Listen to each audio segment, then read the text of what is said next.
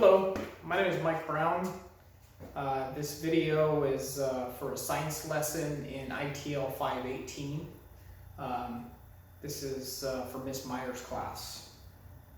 Tonight's lesson is going to be on NGSS E2SS2-1.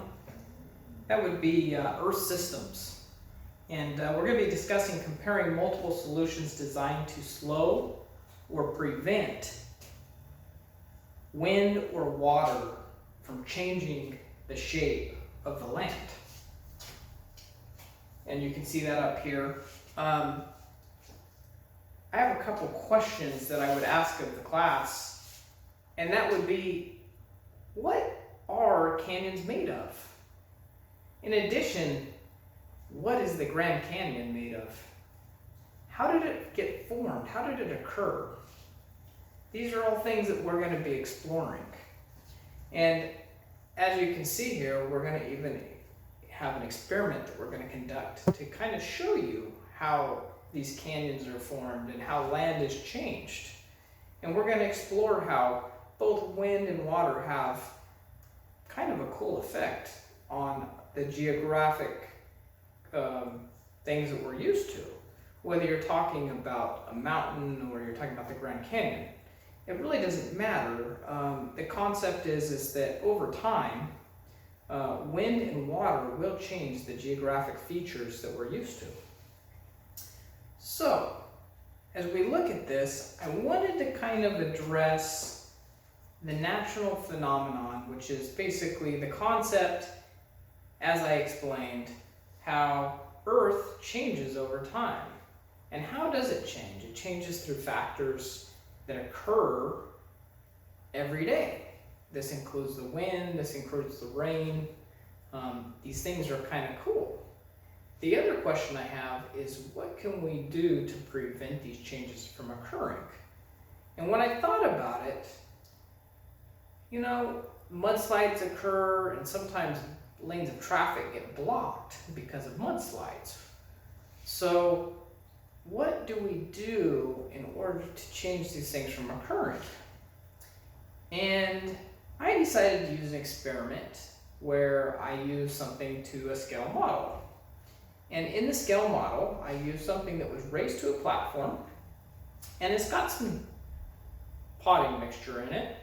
This is Patio Plus Premium Outdoor Potting Mix, and it's to represent like kind of a hillside or a mountain. It's raised off the ground, so it's got to be at a decline.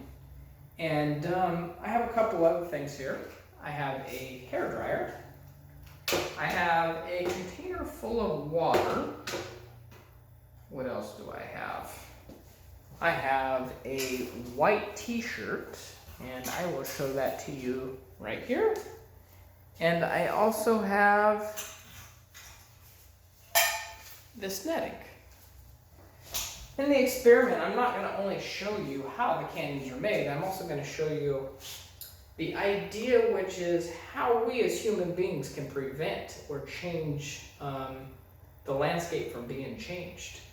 And as students, you will do this exploration in order to find what are some ways that we can prevent this from occurring. So it's kind of fun. We're going to have a good time with this experiment here. We'll go ahead and start out with this here. I am going to show you the white t-shirt once again. And as I show you the white t-shirt, we're going to go ahead and show you the hairdryer. As you see the hairdryer here, this represents the wind. So as it blows against the t-shirt, this is just a low setting. But if you can see it, it's moving with the wind. And that means that there's a force applied against it. And as the force is applied against it, as if it was a mountaintop, it would slowly break apart. Now let's see what happens if we add a little bit of wind to it. It moves much more. There's a greater force.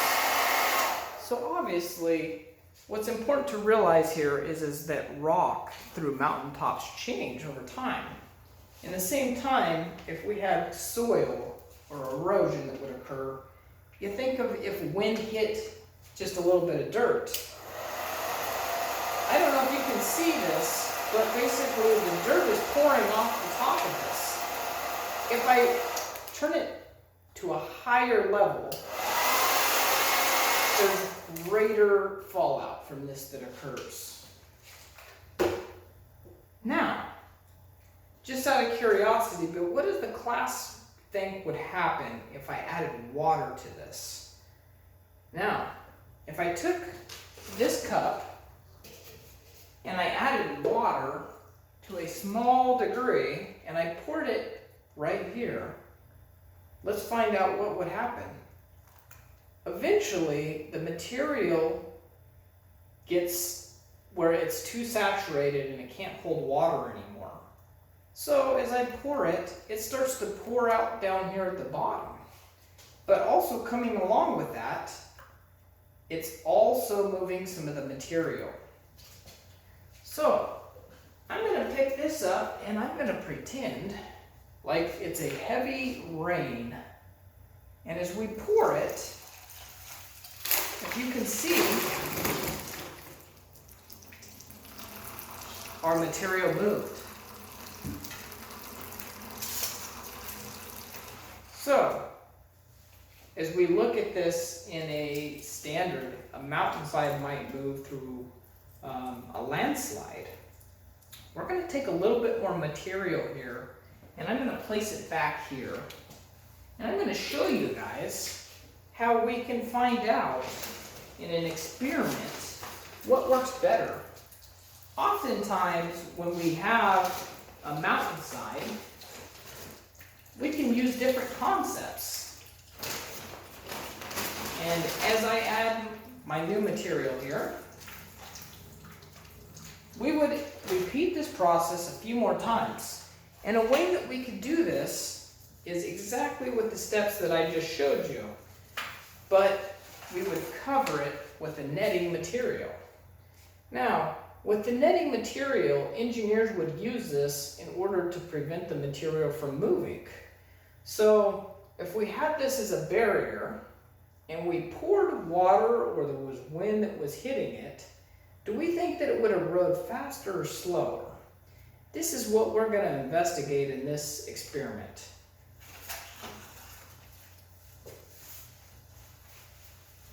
In another way, we can also see how engineers might add a barrier. This barrier would be placed in the ground, and when the water hits it, the material can't move any further. So, if I took this, there would be drainage, of course, but the material doesn't move. The material stays put, and you don't get landslides which occur. Now, in order to test this in a normal classroom setting, I would probably hand out a handout and I'd ask questions.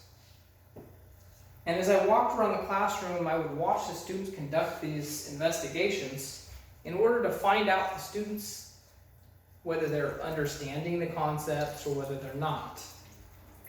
Hopefully, what the students understand is that rain and wind definitely change the basically landscape or the land. Now, I would also want to know if the class understood more elaborate concepts that deal with this stuff. So if I was looking at more elaborate concepts and higher order thinking, what I want to know is if I added rain and wind together and I increased those to higher amounts, what would happen? What would be the result of this experiment? We know the answer to this because if we look at the Sierra Nevadas, when there's an increase in rain and wind, we end up with a bigger chance of landslides occurring and our rivers fill up and it changes the course of those rivers. They start to meander a little bit more. Now, how do you feel do you all people feel that all erosion is bad, I would argue that it's not. Sometimes it's nature's way of changing things and of cleaning things out and clearing things.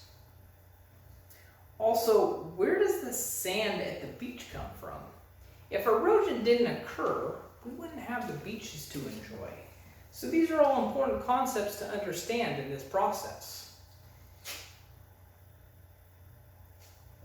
In the same fashion, I showed you with the mountaintop, and I did show you with the wind blowing on the shirt. Hopefully what you guys can realize is that wind and water have a major effect on the land.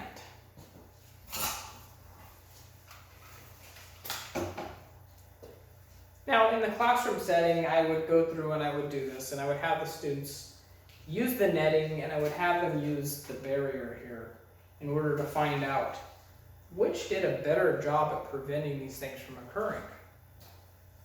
In society, we have to do things like preventing road closures. And the best way to do that is to have our students investigate this stuff at a younger age. So, I appreciate you guys joining me for this lesson. I hope that you can see that water and rain, or water and wind, have a major effect on the land. And hopefully we can come up with good ways to prevent these things from occurring. Thank you.